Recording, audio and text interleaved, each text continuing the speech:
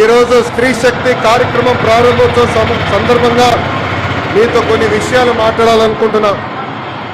కొంతమంది మహిళల్ని కించపరిచే విధంగా మాట్లాడుతున్నారు.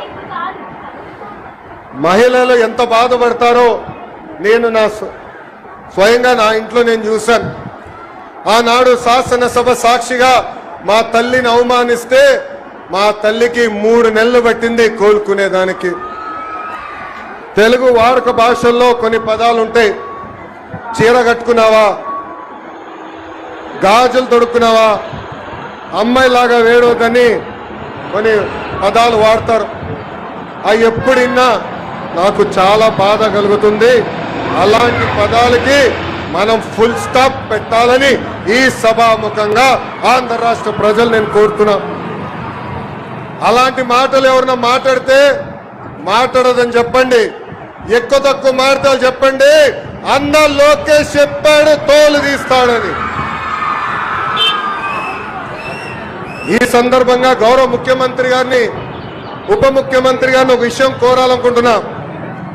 సినిమాల్లో, వెబ్ సిరీస్ లో మహిళల్ని కించపరిచే విధంగా డైలాగ్స్ వస్తే అవి తీసే వరకు ఆ సినిమాలు, వెబ్ సిరీస్ రిలీజ్ అవ్వకూడదని ఒక ప్రత్యేక చట్టం తీసుకురావాలని ఈ సభాముఖంగా పెద్దల్ని నేను కోరుతున్నా.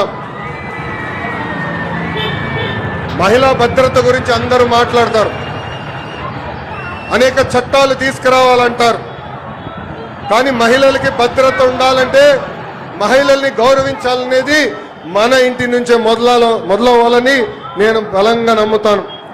అందుకే నేను విద్యాశాఖ మంత్రి అయినప్పుడు ప్రత్యేకంగా first class, second class text books తెప్పించా. దాంట్లో ఫోటోలు చూసా. ఇంటి పనులు చేస్తున్న ఫోటోలన్నీ మహిళల ఫోటోలు ఉన్నాయి. ఏకంగా అది నేను మార్చాను. ఇప్పుడు 50% ఫోటోలు మగవాళ్ళు ఇంటి పనులు చేసే ఫోటోలున్నాయి, 50% ఫోటోలు ఆడవాళ్ళు ఇంటి పనులు చేసే ఫోటోలున్నాయి. అంటే మార్పు అనేది ఇంటి నుంచే మొదలవ్వాలని బలంగా నమ్మే వ్యక్తి మీ లోకేష్. ఇంకా మెగా పేరెంట్ టీచర్ మీటింగ్ లో ప్రత్యేకంగా పిల్లలతో తల్లికి వందనం కూడా మన ప్రభుత్వం చేపించింది.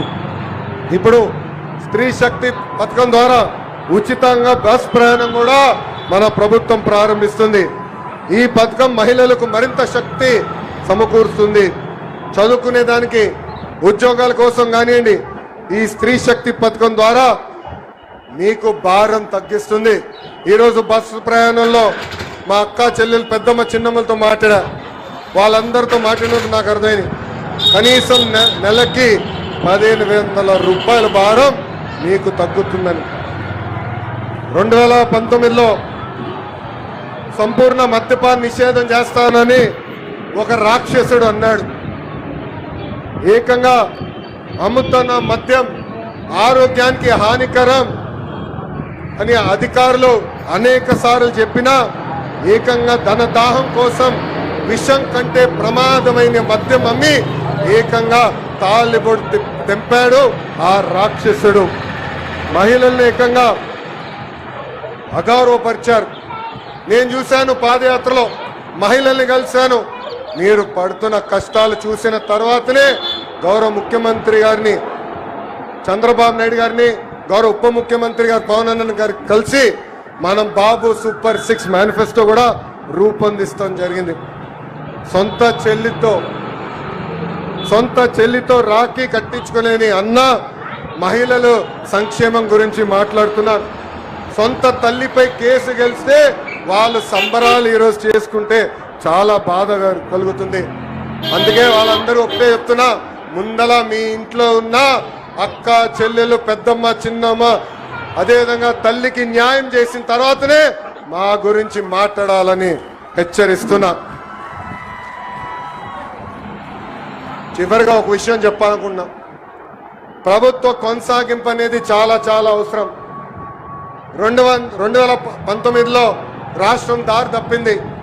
దానివల్ల అందరం అనేక ఇబ్బందులు ఎదుర్కొన్నాం. కనీసం మాట్లాడడానికి స్వేచ్ఛ ఉండేది కాదు. ఆనాడు ముఖ్యమంత్రిగా పనిచేసిన వ్యక్తి ఇట్లా వచ్చి ప్రజల్ని కలిసే పరిస్థితి కూడా ఉండేది కాదు. యువకులు చాలా నష్టపోయారు. మన రాష్ట్రంలో ఉన్న పరిశ్రమల్ని పక్క రాష్ట్రానికి తరిమేసే పరిస్థితి. కానీ ఇప్పుడు ఆంధ్ర రాష్ట్రంలో డబుల్ ఇంజన్ సర్కార్ ఉంది. కేంద్రంలో గౌరవ ప్రధానమంత్రి నరేంద్ర మోడీ గారి నాయకత్వం, రాష్ట్రంలో చంద్రబాబు నాయుడు గారి నాయకత్వంతో ఈ రోజు రాష్ట్రం ముందరికెళ్తుంది.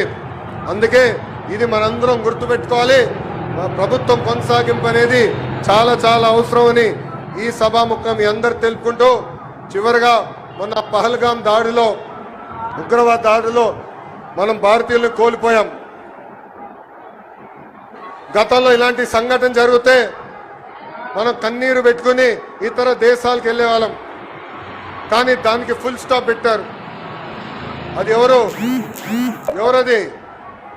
మన మిసైల్ గౌరవ ప్రధానమంత్రి నరేంద్ర మోడీ గారు ఆపరేషన్ సింధూర్ ద్వారా తగిన గుణపాఠం చెప్పారు. ఉగ్రవాదుల తర్వాత దాడి చేశారు. ఏకంగా పాకిస్తాన్ ఆర్మీ కూడా దాడి చేసింది. దాంట్లో మనం ఒక జవాన్